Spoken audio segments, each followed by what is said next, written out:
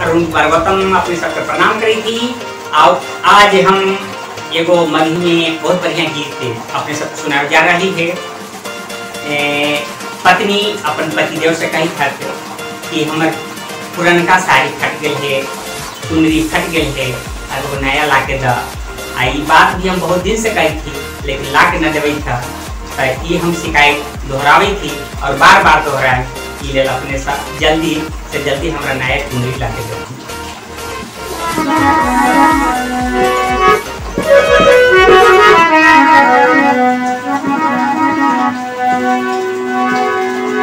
अरे चुनरी मंगा द हमरा, अरे चुनरी मंगा द, अरे चुनरी मंगा द हमरा, चुनरी मंगा द। कहती ही कहिया से बालम, सुनत हा कहिया से बालम। कहती ही कहिया से बालम, सुनत हा कहिया से बालम। हमरा चुनरी मंगा द। कहती ही कहिया से बालम, सुनत हा कहिया से बालम। कहती ही कहिया से बालम, सुनत हा कहिया से बालम।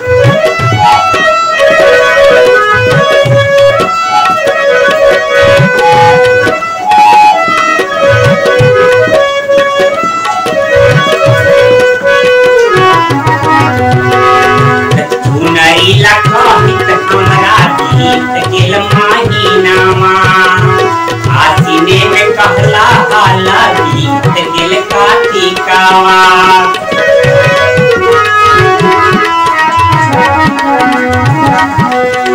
चुनरी लखहित हमरा गीत गेल कार्तिकावा।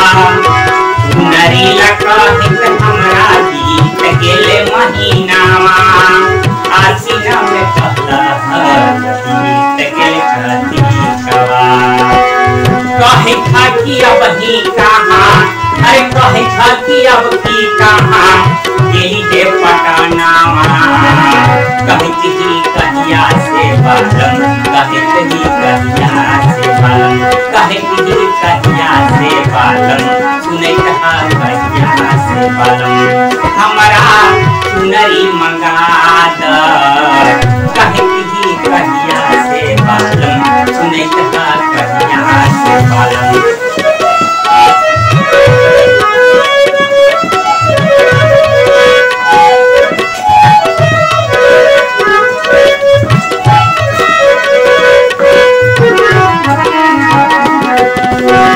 पहिल की चुनरिया पिया फट गेले जहिया, हंस हंस कहला बरकी दुनिया।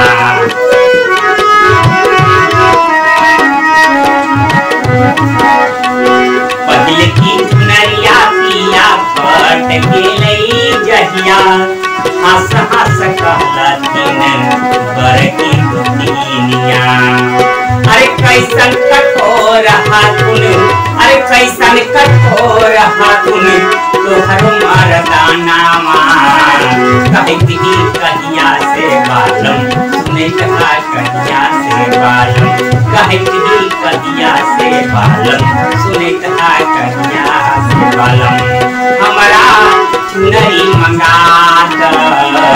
कहती ही कहिया से बालम, सुनत हा कहिया से बालम।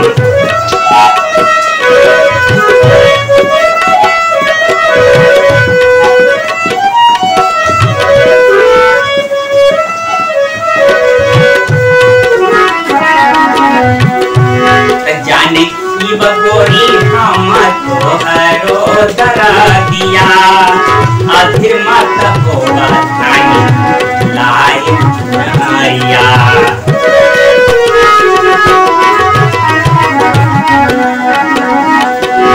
जाने की बगोरी हम तोहरो दरदिया, अधे मत होगा थानी लाए चुनरिया।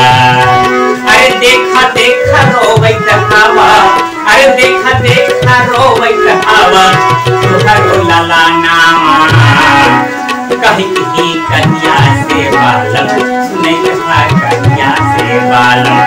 कहती कहिया से बालम सुनैत हा कहिया से बालम हमारा चुनरी मंगा द कहती कहिया से बालम सुनैत हा कहिया से बालम सुनैत हा कहिया से बालम कहती कहिया से बालम